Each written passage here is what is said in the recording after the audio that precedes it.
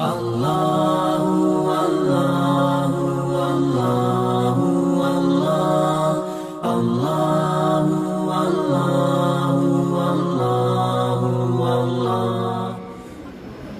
Bismillahirrahmanirrahim. Assalamualaikum warahmatullahi wabarakatuh.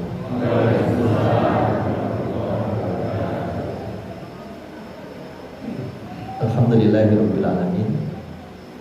Hamdan katsiran thayyiban mubarakan fih kama yuhibbu rabbuna wa yarda. Alhamdulillahilladzi bi ni'matihi tatimmu shalihat. Asyhadu an la ilaha illallah iyyahu na'budu wa iyyahu nasta'in. Wa asyhadu anna Muhammadan abduhu wa rasuluh. Allahumma shalli ala sayyidina Muhammadin wa ala alihi wa sahbihi wa man tabi'ahum bi ihsanin ila yaumiddin. Amma ba'du. Alhamdulillahirabbil alamin. Puji syukur kepada Allah Subhanahu wa taala. Semoga bulan panjenengan digolongkan orang-orang yang pandai bersyukur. Semoga bulan panjenengan diangkat derajatnya oleh Allah Subhanahu wa taala, karena insya Allah selalu berada di majelis ilmu sebagaimana yang sering kami sampaikan dalam surat Al-Mujadalah, sering kami sampaikan di dalam majelis ini. A'udzubillahi minasyaitonir rajim. Yarfa'illahu alladziina aamanu minkum walladziina utul ilma darajat. Insyaallah Allah akan mengangkat derajat kita selama kita selalu mencintai ilmu, belajar ilmu, dan berusaha untuk mengamalkan ilmu yang kita pelajari insyaallah.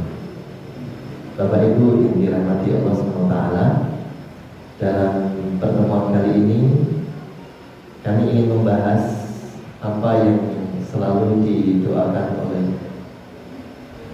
Rasulullah SAW, yang diajarkan kepada kita semuanya, yaitu doa Rasulullah kalau tidak keliru setiap pagi. Doa ini mungkin panjenengan sudah hafal.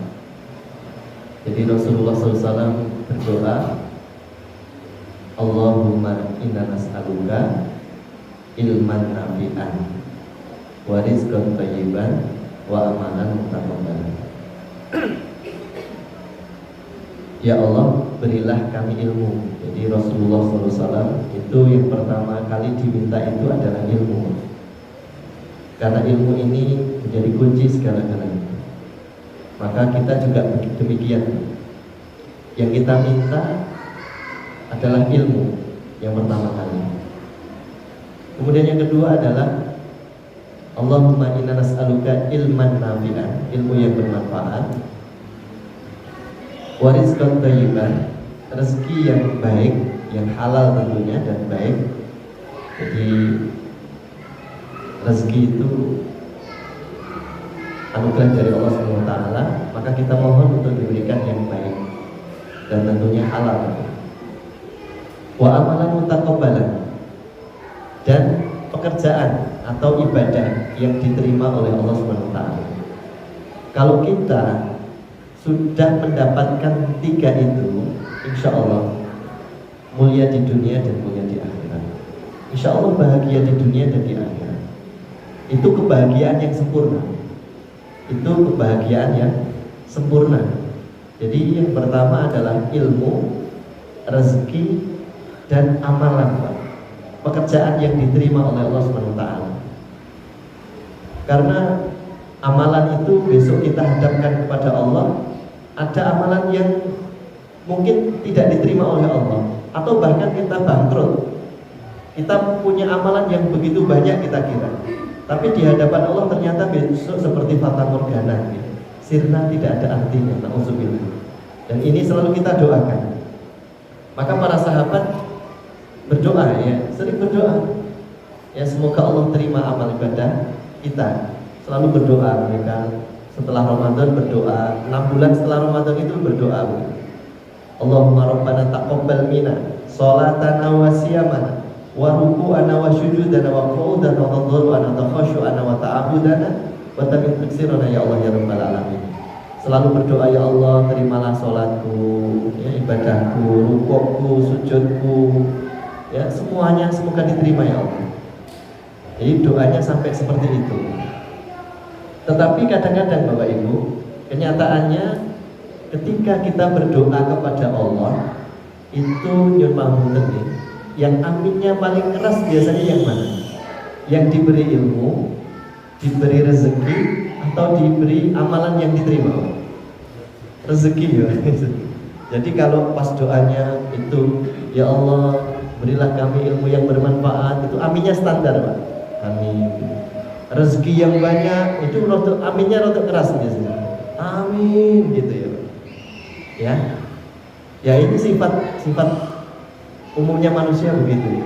Jadi kalau maaf ya Allah jadikan kami ahli Al-Quran gitu ya. Amin gitu ya.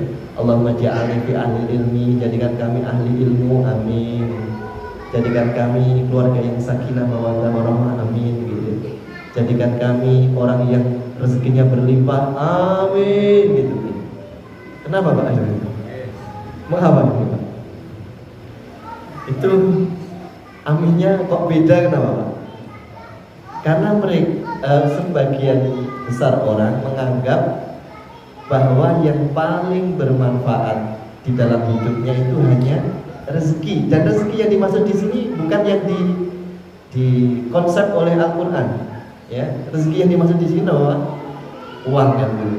Kalau kita berdoa rezeki, mesti yang ada di benak kita apa? Duit ya Pak ya, atau uang gitu, ngapunten. Mesti duit kan begitu. Sedangkan itu bukan satu-satunya kunci kebahagiaan. Jadi kunci kebahagiaan itu 3 itu Pak. Ilmu, kemudian apa tadi? Rezeki, ya. Kemudian juga amalan yang diterima atau pekerjaan yang diterima sebagai ibadah di hadapan Allah Subhanahu wa taala. Kenapa saya sebutkan pekerjaan, Pak? Karena ibadah itu ada yang ibadah lahir dan ada ibadah batin. Ada ibadah yang disebutkan sebagai ibadah, yaitu sholat, zakat. Tapi ada ibadah yang kadang-kadang itu sepele, tapi kalau diniatkan untuk Allah, maka itu disebut ibadah. Seperti makan gitu ya. Makan itu kalau diniatkan untuk beribadah kepada Allah, maka dinilai ibadah. Ya. Dan sebaliknya, sholat itu bisa tidak disebut ibadah kalau salah dalam meniatkan. Salah dalam meniatkan, maka kita sering mendengar fawailul lil musallin, celaka orang yang sholat, kan begitu. Sholatnya tidak diterima. Sholatnya tidak diterima, celaka orang yang sholat. Jadi sholat saja celaka. Orang sholat masih celaka jika dia tidak benar di dalam melakukan atau mengaplikasikan sholat itu dalam kehidupan sehari-hari. Jadi 3 hal ini Pak yang diminta oleh Rasulullah SAW. Yang pertama adalah ilmu yang bermanfaat. Ini harus kita minta terus, karena ilmu itu seperti cahaya. Ini seperti cahaya Pak. Hidup ini tidak akan bermanfaat, berguna. Hidup ini akan sesat dan menyesatkan. Hidup ini akan bingung kalau tidak ada cahaya Pak. Yang bekerja kalau tidak ada cahaya ya bingung Pak. Dan kita kalau hidup tidak ada rezeki ya mungkin tidak akan maksimal. Apalagi pekerjaan kita tidak diakui oleh Allah, maka nanti kita mungkin bisa hidup di dunia ini tapi sengsara nanti di akhirat. Bapak Ibu yang dirahmati Allah SWT. Nah, dalam kesempatan yang berbahagia ini kami ingin membahas salah satu dari ketiga itu Pak, yaitu tentang rezeki. Ya, tentang rezeki. Kita akan membahas tentang masalah rezeki Pak. Jadi kebanyakan orang pada umumnya menganggap bahwa rezeki itu hanya tadi yang saya sampaikan. Apa itu? Uang ya Pak. Tapi rezeki itu dijelaskan bahwa rezeki itu adalah segala sesuatu dari Allah yang bermanfaat dan dihalalkan. Bisa berupa uang, makanan, pakaian, hingga pasangan yang saling menenteramkan. Suami istri itu rezeki Pak. Ya, begitu pula dengan anak, itu juga rezeki. Anak laki-laki juga rezeki, anak perempuan juga rezeki. Ya. Termasuk pula kesehatan. Ya, kesehatan itu juga rezeki. Pendengaran itu rezeki, ya, penglihatan itu rezeki. Jadi rezeki itu anugerah, semua pemberian dari Allah Subhanahu wa taala kepada kita semuanya. Ya. Jadi semua pemberian dari Allah itu adalah rezeki. Jadi Jangan sampai nanti kita menganggap bahwa rezeki itu hanya berupa harta benda. Jadi ketika kita berdoa, yang di benak kita rezeki itu adalah semua yang disebutkan tadi. Bahkan ilmu itu juga rezeki. Ya, ilmu itu juga pemberian dari Allah Subhanahu wa taala. Jadi segala sesuatu yang dikaruniakan Allah itu termasuk rezeki. Ya. Jadi Bapak Ibu yang dirahmati Allah, jangan sampai persepsi ini salah. Ya. Gimana rezeki jenengan Pak? Wah seret. Nah itu misalnya seret. Seret itu yang dimaksud seret itu apanya? Sedangkan biasanya yang dimaksud seret itu uang kan? Ya? Sedangkan uang itu hanya salah satu rezeki. Ya. Maka jangan sampai kita salah paham Pak. Dengan tadi ditanya orang, pripun Pak rezekinya? Atau pripun Pak rezekinya tadi? Oh seret Pak. Nah seret semuanya Pak. Pas waktu berkata itu bersamaan dengan waktu diijabahi doanya Pak, terkabul, akhirnya seret semuanya Pak. Ya seret semuanya. Maka Bapak Ibu yang dirahmati Allah, rezeki itu bukan hanya sekedar uang. Waktu longgar itu rezeki bukan Pak. Rezeki ya, rezeki nikmat itu ya. Rasulullah SAW memberikan pesan kepada kita, dua nikmat yang sering melalaikan manusia itu adalah waktu luang dan kesehatan. Dua hal ini yang banyak menjadikan manusia lalai sehingga tidak bisa memanfaatkannya. Nah, dia baru sadar ketika nikmat itu mulai dicabut Pak. Misalnya, dia akan baru merasakan nikmatnya sehat kalau datang sakit Pak. Dia baru akan merasa sibuk ya, kalau waktu luangnya dicabut. Waktu luangnya dicabut sehingga apa? Dia nggak bisa istirahat dan seterusnya ya. Dia merasa waktu luangnya sudah selesai atau sudah terlanjur ya. Wah ini sudah tua sehingga tidak bisa begini begitu dan seterusnya. Dua nikmat ini sangat membahayakan manusia, dua nikmat itu. Maka semoga kita termasuk yang bisa memanfaatkan dua nikmat itu. Sehat, jadi kalau waktu sehat jangan banyak dilalaikan. Kalau pas waktu banyak waktu luang jangan sampai dilalaikan. Jadi dua nikmat ini yang banyak dilalaikan oleh manusia. Jadi Bapak Ibu yang dirahmati Allah, rezeki itu tidak hanya sekedar tadi yang saya sampaikan adalah harta benda. Jadi rezeki itu semua anugerah yang diberikan oleh Allah Subhanahu wa taala. Nah, ada 4 Pak rezeki menurut Imam Al-Ghazali rahimahullah taala. Imam Al-Ghazali mengungkapkan bahwa rezeki itu ada 4 golongan. Ya, 4 golongan. Yang pertama adalah arizqun makhdhum, rezeki yang dijamin. Kemudian maksur, rezeki yang dibagikan. Kemudian mau'ud, rezeki yang dijanjikan. Dan yang terakhir adalah mamluk, ar-rizki mamluk, rezeki yang dimiliki. Jadi yang pertama adalah rezeki yang dijamin, Pak. Yang kedua rezeki yang dibagikan. Yang ketiga rezeki yang dijanjikan. Dan yang keempat adalah rezeki yang dimiliki. Yang pertama Bapak Ibu yang dirahmati Allah, rezeki yang dijamin, seperti yang Allah firmankan di dalam surat Hud ayat yang ke-6. A'udzubillahi minasyaitonirrajim. Wa ma min dabbatin fil ardi illa 'alallahi rizquha. Bahwa rezeki itu sudah dijamin oleh Allah Subhanahu wa taala.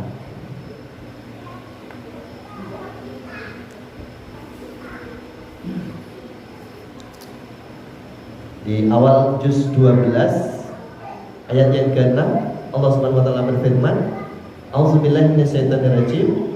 Wa ma min dabbatin fil ardi illa 'alallahi rizquha wa ya'lamu mustaqarraha wa mustawda'aha kullum fi kitabin mubin. Dan tidak ada satupun makhluk yang bergerak di bumi ini melainkan semuanya rezekinya sudah dijamin, Pak. Jadi rezeki kita yang kami sampaikan tadi itu sudah dijamin oleh Allah Subhanahu wa taala. Nah, yang dimaksud di sini termasuk di dalamnya adalah makan dan minum. Makan dan minum itu kebutuhan pokok seorang manusia, itu sudah dijamin oleh Allah Subhanahu wa taala. Mengapa ini sudah dijamin? Karena tugas pokok manusia bukan mencari makan dan minum, Pak. Dulu sudah kami sampaikan, Pak. Makan dan minum itu hukumnya apa, Pak? Napa, Pak? Jenengan dahar, jenengan kunjuk itu hukumnya napa? Wajib napa sunnah, Pak? Ibu-ibu napa? Saya kemutan, Bu. Wajib, Bu.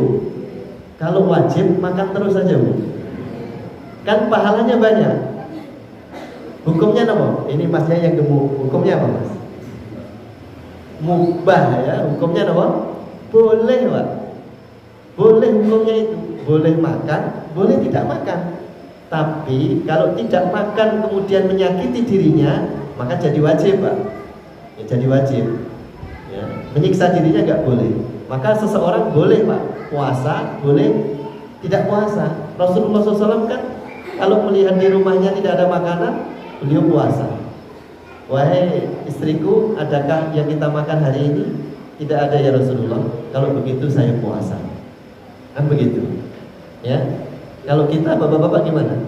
Bu, di rumah ada makanan mboten? Ora ono. Ya wis aku tak golek tonggo kan ngoten nggih.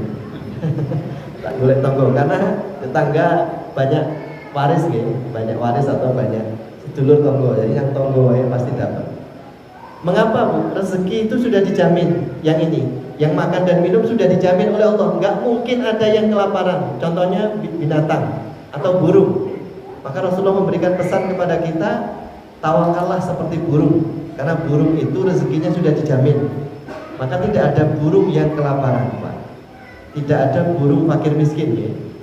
Tidak ada burung yang tidak makan. Semuanya pasti diberi rezeki oleh Allah SWT. Apalagi manusia. Mengapa rezeki ini dijamin, Pak?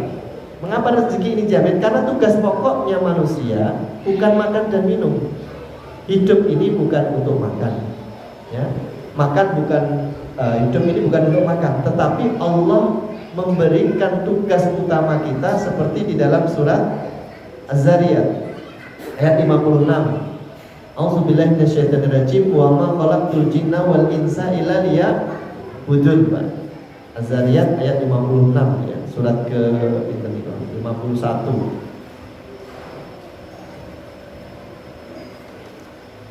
Surat Az-Zariyat ayat 56, Allah Subhanahu wa taala berfirman, A'udzubillahi minasyaitonirrajim wa ma khalaqtul jinna wal insa illa liya'budun. Aku tidak menciptakan jin dan manusia melainkan untuk ibadah, Pak. Jadi Allah itu menugaskan kita untuk ibadah. Kenapa dijamin rezekinya? Dijamin makan dan minumnya agar fokus pada ibadah, Pak. Jadi hati-hati Bapak Ibu. Kalau urusan makan dan minum mengganggu ibadah kula panjenengan, berarti ini bermasalah.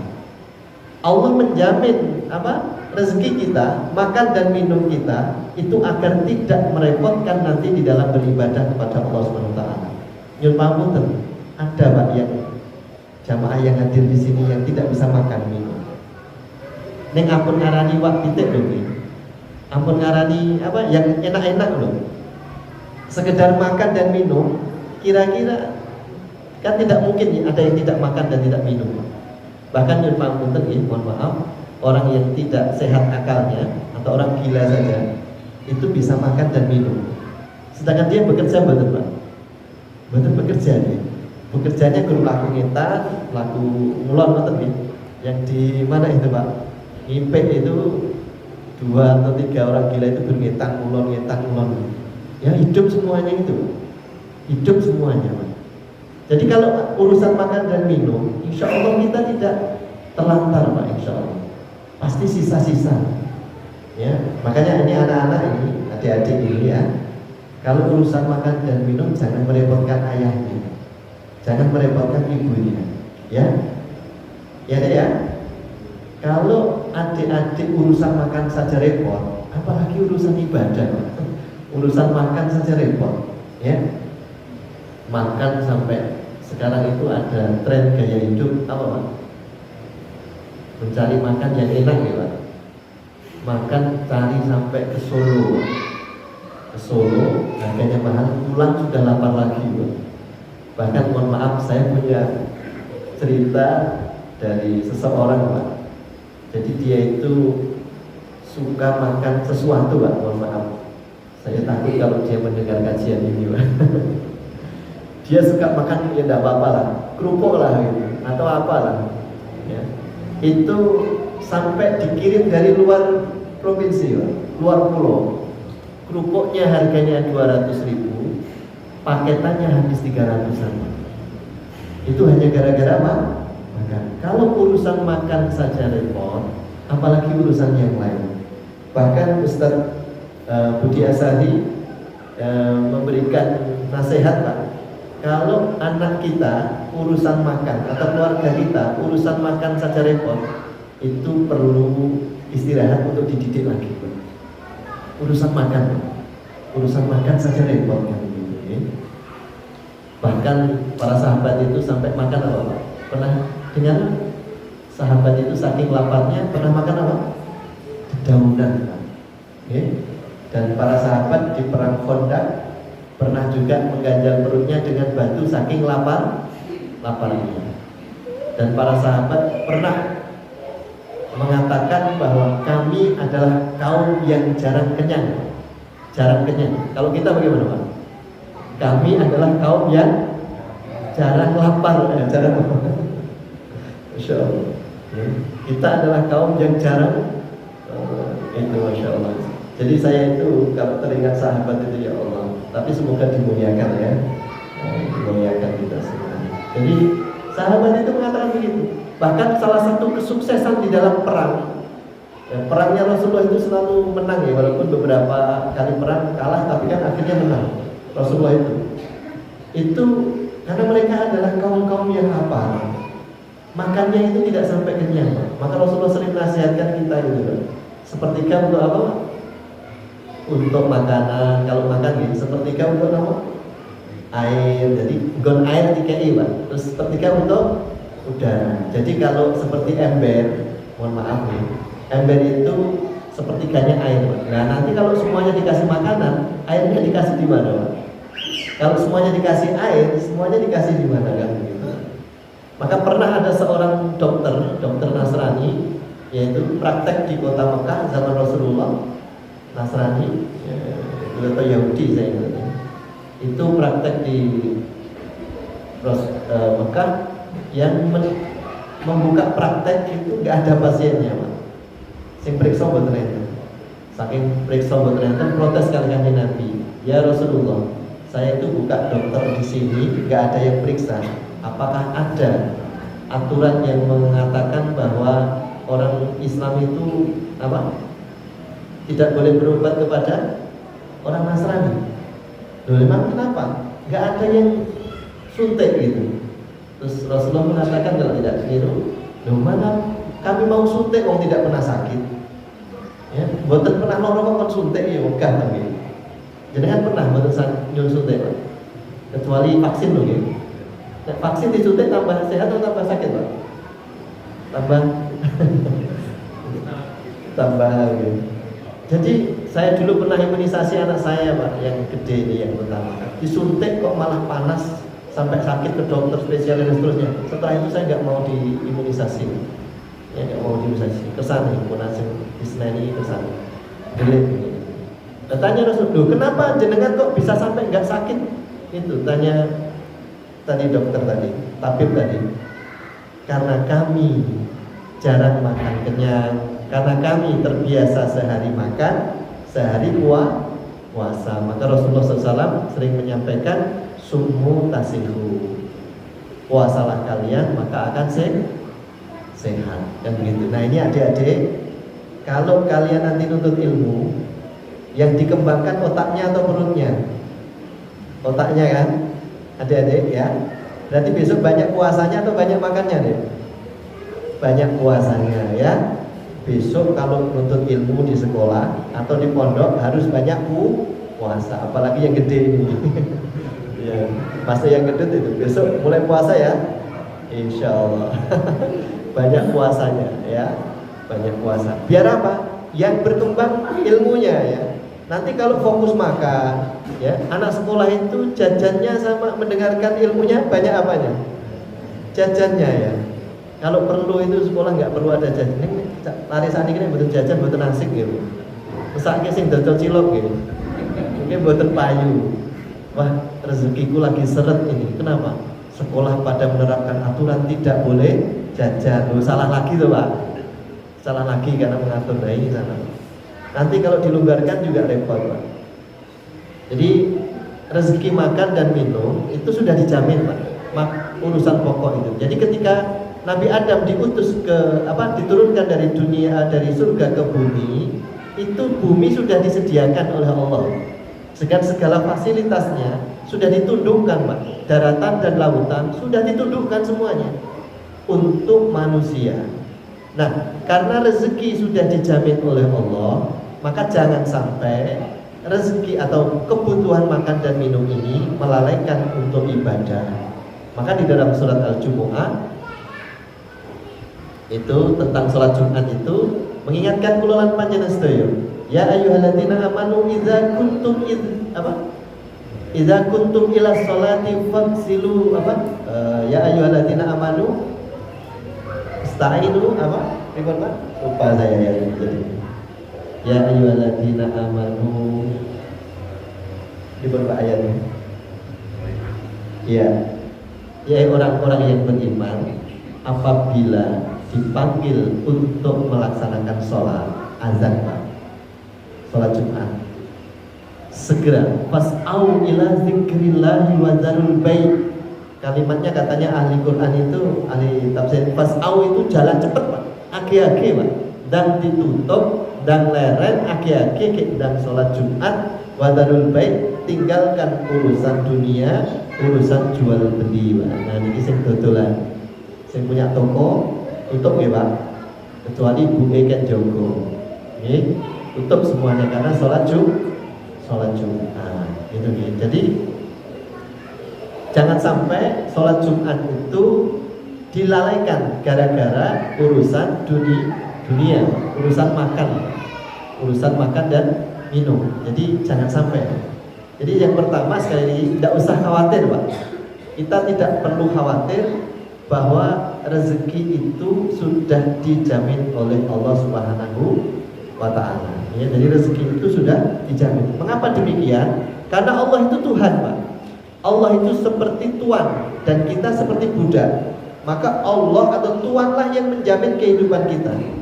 Menawi bapak-bapak niki yang saya Pak memelihara kambing atau Pak niku manuk ya Pak. Manuk Pak. Kenari lah Pak. Jenengan kurung tuh Pak. Kenton-kenton burung itu akan khawatir nggak dengan rezekinya Pak? Kalau punya akal loh Pak. Nggak khawatir karena yang ngurung tuannya pasti nanti diberi makan pagi, siang, sore dikasih makan pasti Pak. Tapi kelalaian manusia karena manusia itu lupa, sedangkan Allah tidak pernah lupa. Subhanallah, Allah itu tidak pernah lupa, tidak pernah lalai. Sehingga ketika ada binatang yang dia pelihara pasti dijamin oleh pemiliknya Pak.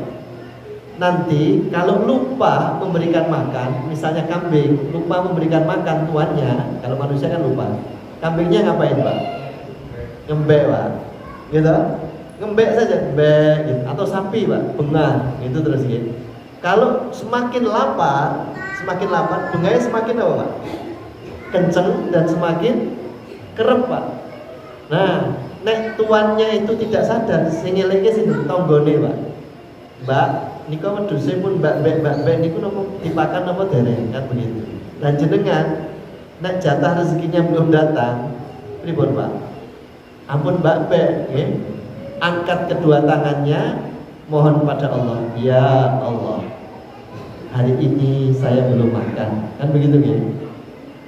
Anak saya belum makan dan seterusnya, kan begitu gitu. Seperti kisahnya Abu Musa al-Asy'ari ketika berada pergi ke kota Madinah, sampai di kota Madinah kelaparan, Pak. Mau minta malu, Pak. Akhirnya teman-temannya yang lain bilang, "Wahai Abu Musa al-Asy'ari radhiyallahu anhu, engkau orang sahabatnya Rasulullah. Kamu pergi aja ke tempatnya Rasulullah. Kita sedang kelaparan dan kehausan ini, Pak. Kelaparan dan kehausan. Kau minta saja sama Rasulullah."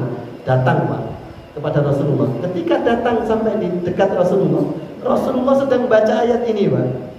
Wa ma min dabatin fil ardi illa 'alallahi rizquha. Enggak jadi, Pak. Sesungguhnya semuanya dijamin rezekinya. Enggak jadi minta, pulang, Pak. Kembali ke kelompoknya, sampai di kelompoknya ternyata sudah dikasih susu sama orang lain, Pak. Nah, subhanallah, luar biasa, Pak. Jadi keyakinan kulolan panjenengan, Pak, ampun khawatir dengan rezeki. Nah, kata-kata orang tua ini biasanya, Pak, le mbok ki kerja, ki sekolah sing dhuwur. Engko nek ra sekolah kowe besok arep mangan apa? Lah iki kleru, Pak. Kita mangan apa, Bu? Mosok ajeng mangan lemah. Gitu, Mas. Mosok ajeng mangan batu kan enggak mungkin, Pak. Maka mohon maaf, Bu. Mari kita benahi, mohon maaf saya sendiri juga nasihati diri saya. Mari mengubah kata-kata itu, Pak. Memperbaiki lisan kita agar tidak mudah berkata yang seperti itu. Kita ngono tole sekolah, kan begitu. Kok ora sekolah ki mangan opo, kan begitu. Nah, ini salah. Doanya yang baik, ya. Nah, sekolah yang tinggi biar besok jadi orang berilmu, kan ngoten nggih. Nggih, mboten sah mangan opo, genah maem, Bu. Tur maeme masih sego nek wong Indonesia nggih. Maem Indonesia. Kadang-kadang orang itu sudah bahagia, Pak, makan dengan tempe dan sambal. Kadang-kadang orang lain yang menjadikan itu tidak nyaman, Pak. Wis maem enak-enak kalih garwane karo sambal nikmat, Pak. Enak tambah ini, Pak. Yuh mesake mangan gur karo sambal. Yang jadikan tidak enak sih, Pak. Nah, itu, Pak, kadang-kadang. Dan saya penak-penak ngepit ya, Pak. Atau melampah ke masjid, gitu. Enak-enak melampah ke masjid, terus enak tambah liwat go mobil, ya gitu. Tek melampah mawon gitu. Makanya nikmat melampah itu, Pak. Nah, itu kadang-kadang yang tidak nyaman seperti itu, Pak. Ya, tidak nyaman seperti itu. Jadi Bapak Ibu, yang pertama, nyun sewu, monggo keyakinan ini terbenam ke dalam jiwa kita bahwa rezeki sudah dijamin.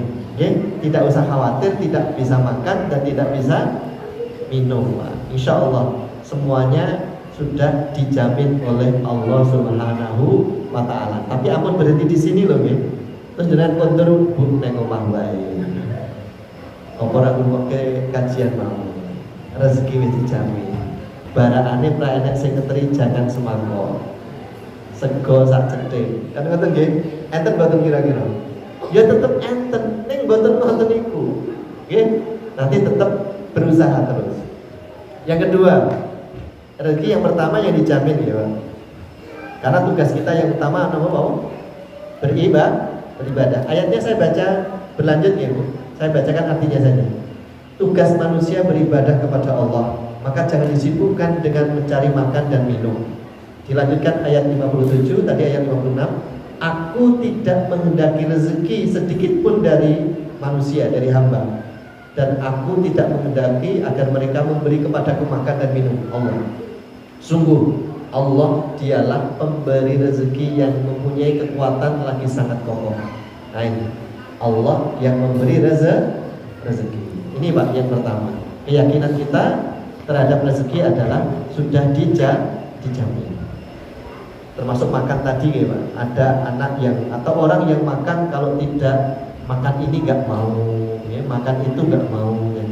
Anak saya selalu saya nasihati gitu, Pak. Udah, Dode, adanya telur ya telur, adanya tempe ya tempe. Pas nanti adanya apa? Daging ya alhamdulillah, kan gitu. Pokoknya semuanya alhamdulillah.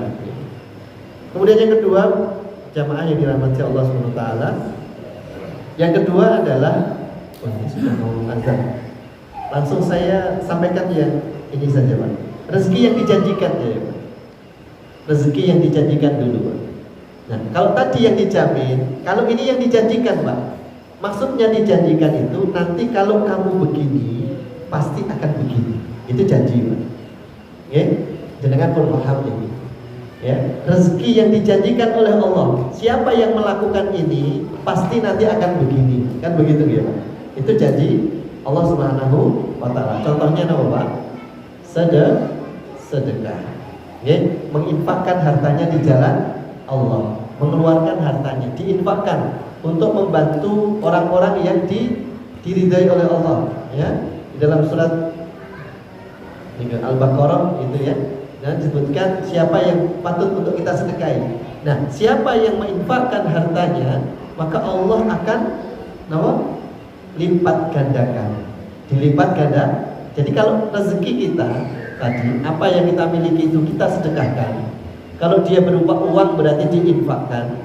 Kalau berupa barang atau makanan berarti sedekah. Nanti Allah akan berikan yang lebih, Pak. Diberikan yang lebih. Jadi kalau kita pengen lebih, maka sedekahkan, Pak.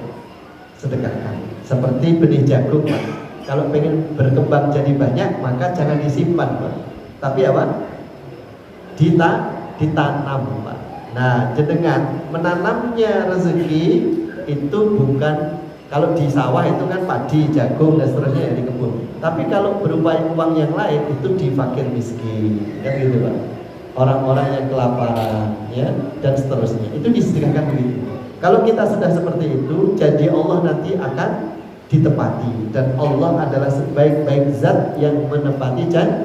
Kan begitu. Selain sedekah apa, Pak, yang dijanjikan? Ya, misalnya lagi orang yang bersyukur, Pak.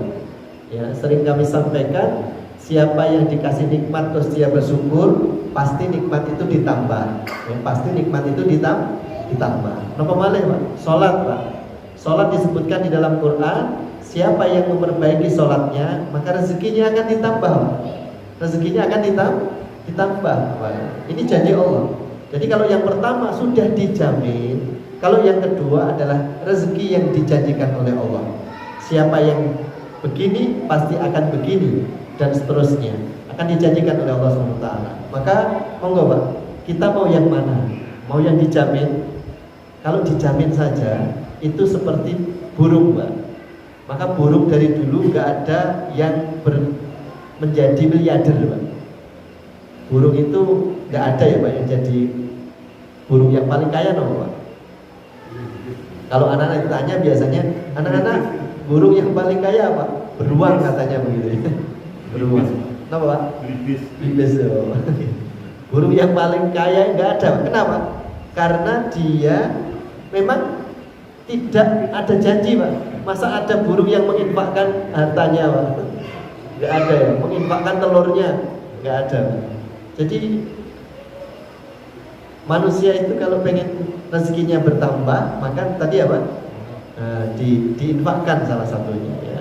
Ini janji Allah, ya. Dan kalau kita tidak yakin dengan janji Allah, berarti tandanya keimanan kita belum kuat atau belum sempurna. Nah, monggo Pak, jenengan rezekine kesane mboten kersa mboten tambah mboten napa, jenengan simpen saja, Pak, di bank. Di bank ditumpuk-tumpuk sampai berapa, Pak? Orang terkaya di dunia mungkin sekian miliar ya, sekian triliun di bank.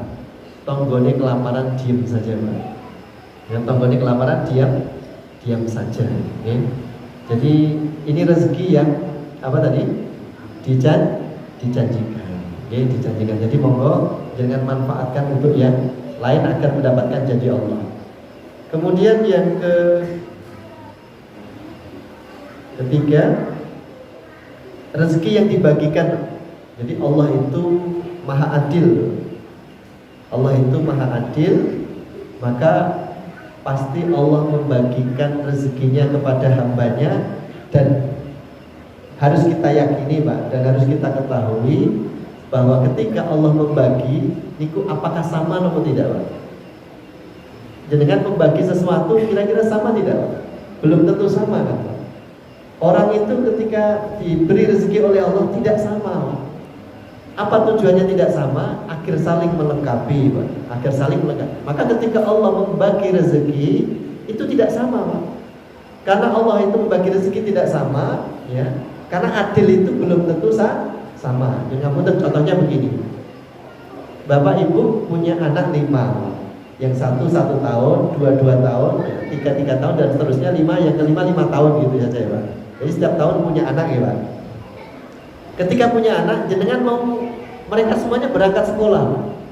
Yang kelas 5, yang 1 kelas 1, yang 2 kelas 2 gitu aja ya Pak. Kelas 3.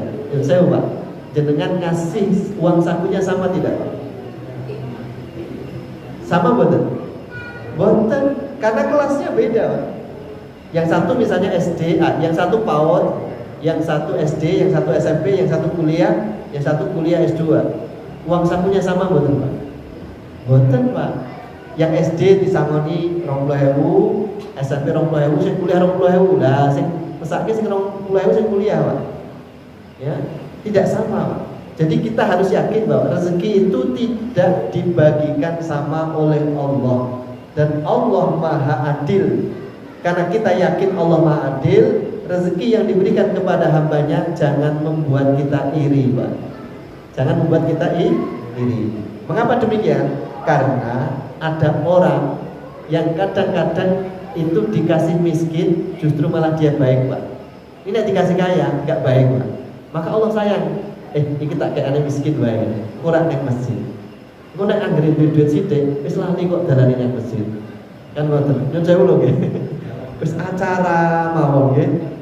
Pak kok wingi mboten kajian malam Rebu. Wah ngapunten iki teng Jogja. Wah ngoten. Lah napa? Piknik kan ngoten nggih. Melali. Terus esuk Rebu meneh wonten ya, Pak. Jadi sibuk mangkane dhek iki dereng gadah arta. Niku rajin, Pak. Mboten pernah izin. Nyun ngapunten lho ngene iki. Ngetas salabah Pak jenengan. Salabah ngetos. Ngetos nggih. Jenengan ngetos. Salabah niku sadurunge adzan pun nenten masjid, Pak. Sadurunge adzan pun nenten masjid. Dereng adzan. Nggih. Dereng adzan nggih masjid. Terus nek bar salam mlayu mulih, Pak. Mlayu mulih. Anggere urung adzan wis nang masjid, anggere bar assalamualaikum warahmatullahi wabarakatuh, langsung mlayu mulih terus begitu. Tanya Nabi, salabah. Kenapa kok kaya ngono? Kanjeng Nabi sarung ukur siji. Jenengan sarungnya pinten? Sarung ukur siji. Bojoku ajeng salat, mungkin salat telat. Kan ngoten nggih? Mendongake to Kanjeng Nabi kula gen dadi wong sugih. Betul, Pak. Nabi berdoa terus diparingi 2 domba, 2 kambing, Pak. Didoakan terus dikasih 2 kambing. Ini artinya apa, Pak? Hikmahnya. Jenengan ampun donga tok, Pak. Ya kudu enek usahane. Nggih? Maksudnya ampun kudu donga tok, Pak. Nek donga tok gitu-gitu rezekine dugi mboten? Ya dugi mergone mesakne tanggane niku wau. Nggih. Itu. Dan terus dikasih 2 kambing, Pak. Akhirnya apa, Pak? Kambingnya jadi akeh, Pak. Besok meneh tekone telat, Pak. Komat lagi teko. Terus tekone salabah. Lah kok telat tekone? Aduh Kanjeng Nabi ngarit wau. Ngarit angon kan begitu. Sekedhik lagi. Terus besok lagi, Pak. Jadi makmum masbuk, anggere wis rakaat berapa baru datang. Kok telat salabah? Wah, saya akeh Kanjeng Nabi. Kan ngoten nggih. Sampai-sampai salabah dia ini kok ora magriban. Wah repot saya terkandang. Dan seterusnya. Akhirnya tidak pernah sholat ke masjid. Singkat kisah, akhirnya waktu diminta zakatnya, karena zakat kambing kan 40 ekor. Kalau sudah 40 ekor 1 tahun, maka diambil zakatnya. Nah ketika sudah kaya, kambingnya dari banyak, jadi orang kaya, lupa datangkan utusan dari Rasulullah untuk minta zakatnya. Apa kata Salabah? Boten oleh iki kambingku dhewe, Pak. Ya sudah, didoakan Rasulullah, semoga diampuni. Apa akhirnya, Pak? Kambingnya hilang satu-satu, kena penyakit, akhirnya musnah, jadi orang miskin lagi, terus naik masjid meleh, Pak. Terus naik masjid meleh. Nah, orang seperti ini itu memang tidak layak jadi orang kaya, Pak. Jadi orang kaya nanti malah tidak ibadah, maka Allah sayang pada kita, Pak. Bukan kita ya, Salabah. Salabah tadi, Pak. Sayang, wis aku seneng karo kowe. Kowe iki nek tak kei luwih sithik kok malah nang masjid. Wis lho, kowe sabar ya. Besok tak sugihke ning akhirat. Soalnya ning akhirat wis nang masjid. Akhirat surga enten masjid mboten, Pak? Mboten enten. Jangan mikir teng surga ampun golek masjid. Duh Gusti kula ajeng salat boten, di sana sudah tidak ada ibadah, Pak. Yang ada hanya nikmat. Di surga ada tidur boten, Pak? Jangan surga turu boten kira-kira. Boten sah turu. Tiang turu kan mergone boten ada kerjaan to, Pak. Ya biasanya kan di surga itu penuh nikmat, Pak. Nggih. Sia-sia kalau ditinggal tidur, Pak. Sia-sia kalau ditinggal tidur. Allah alam ya saya kata. Ya. Jadi itu kita harus yakin, Pak, bahwa Allah itu Maha Adil. Maka nyuwun ngapunten, sing miskin jangan ndongake sing kaya. Nggih ngertos maksud kula ndongake. Wong kaya kok cetil. Ngoten nggih? Ampun. Sing kaya ojo pura-pura ra ngerti tanggane miskin. Nggih. Nah, bagaimana Pak maksudnya? Maksudnya sing miskin nggih sabar, sing kaya harus menunaikan haknya. Kalau ada rezeki yang lebih, itu miliknya orang miskin, gitu? Miliknya orang miskin harus ditunaikan, Pak. Kelebihan harta itu ditunaikan untuk fakir miskin. Insya Allah, Pak, hidupnya pasti akan tentram. Seperti zaman ketika Khalifah Harun ar-Rasyid atau siapa itu Khalifah itu. Sampai itu apa, Pak? Baitul Mal itu penuh dengan harta, Pak. Soalnya apa, Pak? Mboten enten sing fakir miskin, Pak. Akhirnya orang mukmin semuanya sudah menerima dengan rezeki yang diberikan Allah karena makmurnya negeri itu, maka sudah tidak ada yang menerima zakat, Pak. Semuanya sudah orang kaya, Pak. Saking kayanya bingung akhirnya apa? Orang yang non muslim dikasih apa? Sedekah, Pak. Saking sudah bingung, harta ini mau kemana, Pak? Mau diambilkan kemana? Miskin sudah nggak ada, Pak. Akhirnya apa? Orang Nasrani dikasih, orang Yahudi dikasih, Pak. Dan semuanya sudah, dan hartanya masih banyak lagi, Pak. Bingung, akhirnya yang punya hutang disaur ke KB, Pak. Dengan pulau dan disaur hutang. Wah, repot banget ya. Semuanya disaur hutang. Bahkan orang non muslim juga begitu, Pak. Sampai bingung, ini harta mau dikemanakan. Kenapa? Karena mereka jadi orang soleh semua, orang baik semuanya, sehingga sudah apa? Qanaah, merasa cukup terhadap rezeki yang dimiliki, Pak. Dan saya sepakat dengan pemerintah yang menganjurkan tidak boleh meminta-minta di jalan, Pak. Gitu, Pak. Tapi satu sisi juga harus disejahterakan, gitu, Pak. Kan sudah disejahterakan. Cara mensejahterakan rakyat kan enak, Pak. Anggere rego sembako karo listrik murah mesti duit kabeh, Pak. Gitu, Pak. Pergone sekolah niku mboten gratis. Nah niki sekolah bayar gratis ya, Pak, yang SMA. Nah, benjang kuliah gratis. Syukur benjang listrik ya gratis, Pak. Oke, kuliah sekolah gratis, listrik gratis, sembako gratis, makmur ya, Pak. Nah, kadang-kadang manusia itu kalau sudah longgar, nah ini wow, kewajibannya lupa. Dan semoga kelolaan panjenengan bukan orang yang melupakan tugas utama ibadah ketika diberi nikmat yang besar, Pak. Semoga ngoten nggih, insyaallah.